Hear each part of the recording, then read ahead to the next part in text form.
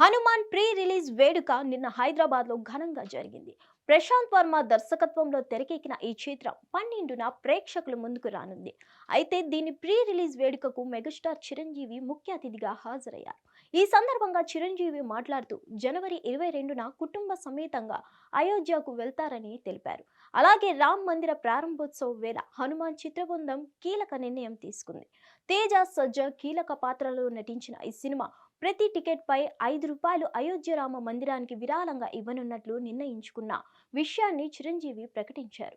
హనుమాన్ చిత్రానికి సంక్రాంతికి థియేటర్లు దొరకడం లేదని నిర్మాతలు బాధపడ్డారని చిరంజీవి అన్నారు. థియేటర్ల విషయంలో నిర్మాతలు బాధపడాల్సిన అవసరం లేదు. కంటెంట్ ఉన్న చిత్రాలను ప్రేక్షకులు తప్పకుండా ఆదరిస్తారు. మొదటి రోజు కాకపోతే రెండో రోజు లేదా మూడో రోజు చూస్తారని తెలిపారు. అన్ని చిత్రాలతో పాటు హనుమాన్ కూడా బాగా ఆడుతుందని తెలిపారు. సంక్రాంతికి విడుదలయ్యే అన్ని సినిమాలు ఆడాలి, పరిశ్రమ పచ్చగా ఉండాలన్నారు.